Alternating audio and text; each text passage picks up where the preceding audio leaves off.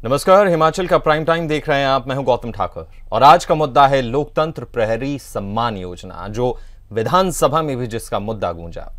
आपको बता दें कि हिमाचल प्रदेश में सत्ता परिवर्तन के बाद लोकतंत्र प्रहरी सम्मान योजना को बंद करने का मुद्दा बुधवार को यानी कि आज विधानसभा में जबरदस्त तरीके से गूंजा। इसको लेकर पक्ष और विपक्ष में आपस में जो है वो तनातनी होती हुई नजर आई। विपक्षी दल भाजपा ने इस मुद्दे को उठाते हुए राज्य सरकार से योजना को बहाल करने की मांग उठाई, लेकिन सरकार ने विपक्ष के इस आग्रह को यह कहते हुए खारिज कर दिया कि पूर्व भाजपा शासन के दौरान योजना के जरिए आरएसएस और भाजपा से जुड़े लोगों को लाभान्वित कर सरकारी धन का दुरुपयोग किया गया।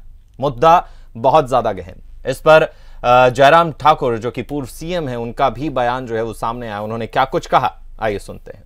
भारतीय जनता पार्टी की सरकार ने, जिन लोगों ने बहुत सारा वक्त इमरजेंसी के दौरान जेल में गुजारा, जेल की सलाखों के पीछे, उनके लिए हमने लोकतंत्र प्रहरी करके, वो योजना सिर्फ योजना ही नहीं है, वो बिल ला करके एक्ट की शेप से सरकार बनने के बाद एक निर्णय किया गया। और आज जब प्रश्न लगा तो उस प्रश्न के जवाब में भी यही कि इसको बंद करने का सरकार ने निर्णय लिया। तो मैं इस प्रश्न के माध्यम से ये जानना चाह रहा था कि आखिर वजह क्या है। हम कांग्रेस के उन मित्रों से ये पूछना चाह रहे थे, मुख्यमंत्री से, कि क्या आप इमरजेंसी के समर्थन में हैं या विरोध में हैं। 25 जून को इमरजेंसी की घोषणा की गई रात के अंधेरे में, और हजारों लाखों की संख्या में पूरे देश भर से लोगों को जेल की सलाखों के पीछे डाल दिया गया। आज पर्टिकुलरली जिस प्रकार से वो बात कह रहे थे कि इसमें वो लोग हैं जो आरएसएस के हैं, क्या जॉर्ज फर्नांडिस आरएसएस के थे? क्या उस वक्त के जो उस आंदोलन का नेतृत्व करने वाले जयप्रकाश नारायण जी, क्या वो आरएसएस के थे? और शायद मेरे ख्याल में मायावती भी उसमें रही है अंदर, और बहुत सारे लोग ऐसे, एक ने अनेकों लोग जो अलग अलग विचारधारा के थे, लेकिन लोकतंत्र के हनन के खिलाफ, लोकतंत्र को समाप्त करने के लिए जैसे इमरजेंसी लगाई गई, उसका विरोध करते हुए जिसने भी आवाज उठाई उनको जेल की सलाखों के पीछे भेज दिया गया। और मीसा डीआईआर के तहत जो है वो उस प्रकार से मामले दर्ज किए गए। और इस मुद्दे पर चर्चा के लिए हमारे साथ हमारे स्थानीय संपादक विजयपुरी जी जुड़ गए हैं। नमस्कार सर। नमस्कार सर, सबसे पहले तो मैं यही जानना चाहूंगा कि लोकतंत्र प्रहरी सम्मान योजना आखिर है क्या। पहले तो ये विस्तार से इसके बारे में जानेंगे और इसको लेकर बवाल क्यों हो रहा है, इसके बारे में भी जानकारी लूंगा। देखिए, वो तो 25 जून 1975 देश के इतिहास में काले दिवस के रूप में भी मनाया जाता है। आरएसएस एंड भाजपा 25 जून 1975 के बाद हर साल जो है वो इस 25 जून को एक काला अध्याय के रूप में, क्योंकि इस दिन आपातकाल की घोषणा की गई थी, इमरजेंसी देश भर में लागू कर दी गई थी जी। तो भाजपा सहित अन्य कई विपक्षी दल इसका विरोध करते रहे जो उस समय विपक्ष में थे। और दूसरी तरफ ये कि न केवल राजनीतिक दल बल्कि पत्रकारों ने भी आपातकाल का डटकर सामना किया था और इसका विरोध किया था। उस समय परिस्थितियां ये हो गई थी गौतम के जो न्यूज़पेपर थे उनके कई कॉलम खाली छोड़ दिए जाते थे, ब्लैंक कर दिए जाते थे। उसका मायने ये होते थे कि ये सेंसर हो गई है, ये वाली खबर जितने उस कॉलम को ब्लैंक किया गया था वो सेंसर कर दी जाती थी हर न्यूज़पेपर के कार्यालय में, क्योंकि उस टाइम इलेक्ट्रॉनिक चैनल तो नहीं हुआ करते थे। हर न्यूज़पेपर के कार्यालय में भारत सरकार द्वारा या राज्य सरकारों द्वारा नियुक्त किए गए प्रतिनिधि होते थे जो चेक करते थे कि कौन सी खबर छपनी चाहिए। अगर कोई सरकार के खिलाफ या आपातकाल के खिलाफ खबर जाती थी तो उसे सेंसर कर दिया जाता था। यही कारण था कि एडिटोरियल तक के कॉलम जो है वो खाली छोड़ दिए जाते थे। संपादक अपना एडिटोरियल ना लिखने का विरोध इसी प्रकार से चाहते थे। अनेकों पत्रकार भी जो है जेल की सलाखों के पीछे डाले गए थे, अनेकों राजनेता भी जेल की सलाखों के पीछे डाले गए थे। उस आरएसएस और भाजपा के ही नहीं थे, वो तमाम विपक्ष के नेता थे जो सरकार के खिलाफ, उस समय की कांग्रेस सरकार के खिलाफ आवाज उठा सकते थे। उनको जेलों में डाला गया, अनेकों भूमिगत हो गए थे और ऐसी परिस्थितियां हो गई थी कि लोकतंत्र के खिलाफ मतलब अपनी आवाज उठाना किसी भी व्यक्ति के लिए संभव नहीं था जी। तो इसे यही कारण था कि आपातकाल को उस समय का काला अध्याय माना जाता है। 2 साल बाद 1977 में जब आपातकाल हटाया गया तो उसके बाद अनेकों बड़े नेता जगजीवन राम सहित जो कांग्रेस के दिग्गज नेता माने जाते थे और स्वर्गीय इंदिरा गांधी के जो है वो दाएं हाथ के रूप में पहचाने जाते थे, उन्होंने भी जो है वो कांग्रेस छोड़ दी थी और कांग्रेस से अनेकों नेता जो है वो अपना त्याग पत्र देकर वो कांग्रेस से अलग हो गए थे और उसी का परिणाम था कि देश में जनता दल का गठन हुआ, चुनाव हुए और जनता दल की सरकार देश में आई। जी बताओ। तो सर, लोकतंत्र प्रहरी सम्मान योजना कब शुरुआत हुई, क्यों शुरुआत हुई, मकसद क्या था, ये जानना चाहूंगा। जी, यही कारण था कि जब आपातकाल के दौरान 19 महीने जो लोग जेलों के पीछे रहे जी। जब भाजपा नेतृत्व में भारत सरकार सत्ता में आई और अनेकों राज्यों ने ये कहा कि जो लोग आपातकाल के दौरान जेलों में रहे हैं उन्हें कुछ न कुछ आर्थिक लाभ मिलने चाहिए, क्योंकि उन्होंने लोकतंत्र के खिलाफ आवाज उठाने का खामियाजा भुगता कि वो इतने लंबे समय तक जेलों में रहे। तो ऐसी परिस्थितियों में हिमाचल सरकार द्वारा भी पूर्व भाजपा सरकार ने 1921-22 में ये योजना जो है आरंभ करी और इस योजना को आरंभ करने का मकसद ये था कि इस योजना के तहत उन लोगों को आर्थिक लाभ पहुंचाया जाए जो जेलों में रहे हैं। उसमें जैसे ही इस योजना को लागू करने का, लोकतंत्र प्रहरी योजना के नाम से इस योजना को लागू करने का निर्णय लिया गया और मंत्रिमंडल की मंजूरी मिलने के बाद इसे विधानसभा में भी एक एक्ट के थ्रू लाया गया, इसका प्रस्ताव लाया गया और ये एक बिल पारित हुआ और कानून बना। इस कानून के तहत 12,000 से लेकर 20,000 रुपए तक की आर्थिक सहायता जो है वो दी जाती थी, देनी शुरू कर दी गई थी और इसमें 80 लोग थे।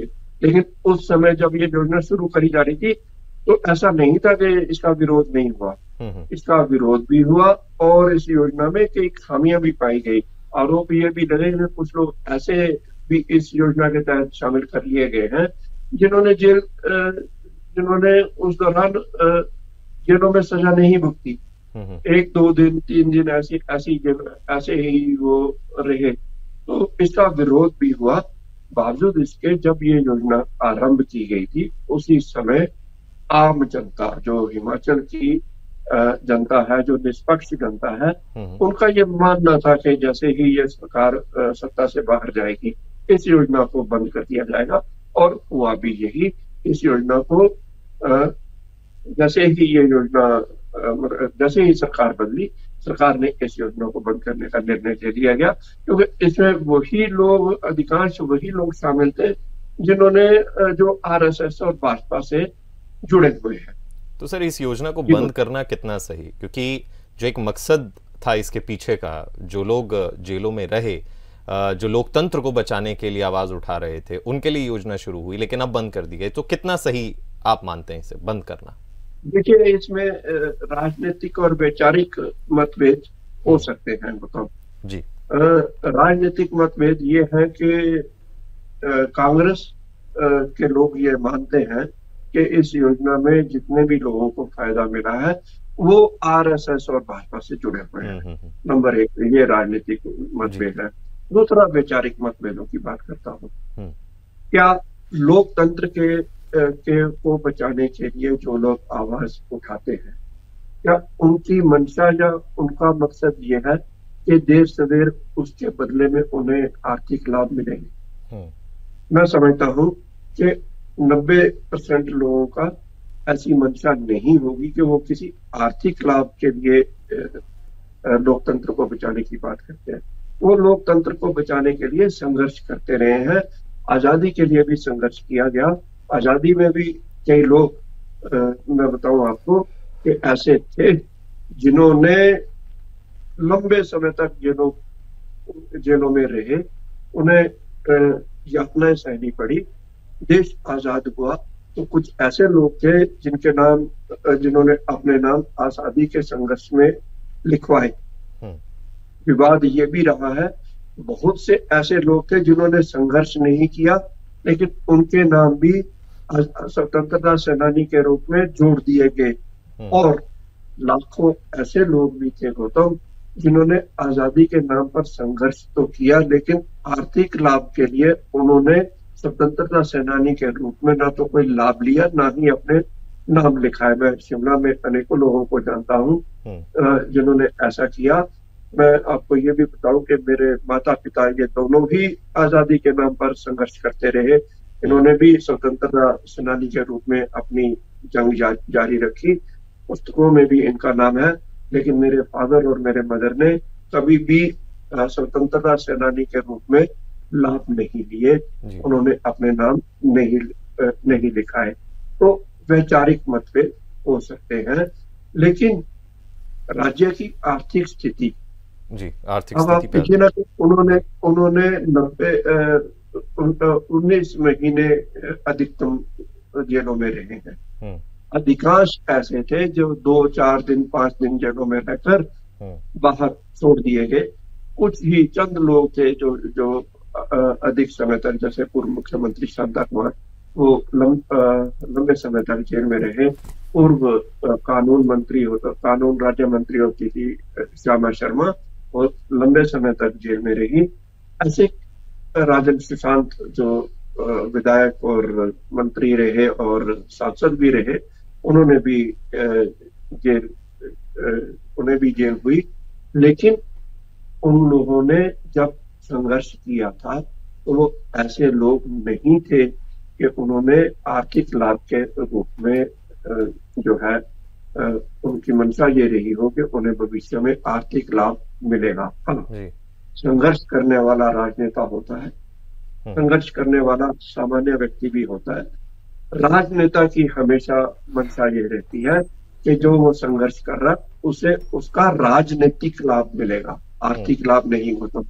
सर, एक आखिरी सवाल पे आना चाहूंगा, क्योंकि वक्त जो है वो इजाजत नहीं देता बहुत लंबा, क्योंकि ये बहुत ही इंपॉर्टेंट मुद्दा जरूर है।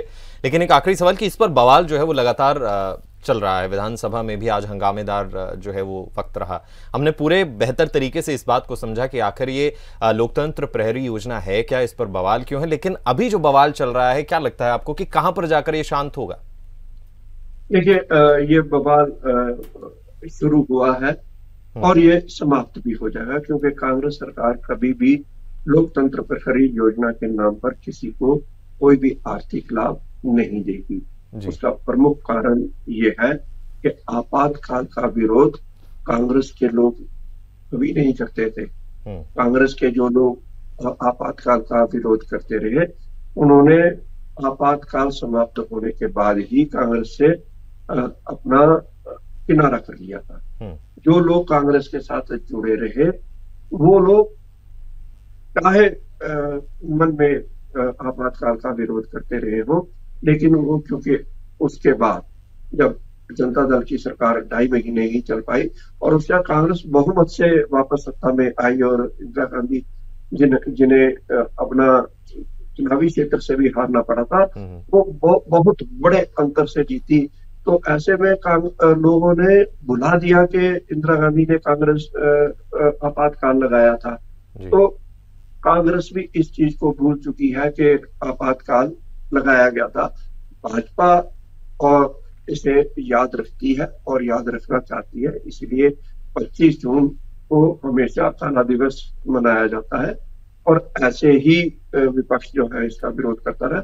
लेकिन कांग्रेस इसका समर्थन करते हुए लोकतंत्र प्रहरी योजना कभी आरंभ नहीं करेगी, कभी उस योजना के तहत आर्थिक लाभ नहीं देगी। यह तय है, यह भी तय है कि भविष्य में यदि सत्ता परिवर्तन होता है तो भाजपा सरकार सत्ता में आते ही पुनः लोकतंत्र प्रहरी योजना को आरंभ कर देगी। शुक्रिया सर तमाम जानकारी के लिए। अब देखना यही होगा कि विधानसभा में लगातार जो नोकझोंक चल रही है वो कहां पर और कब तक जो है वो जाकर शांत होती है। फिलहाल के लिए आज के हिमाचल के प्राइम टाइम में इतना ही। मुझे यानी गौतम ठाकुर को दीजिए इजाजत और हिमाचल की खास खबरों के लिए बने रहिए हिमाचल टुडे के साथ।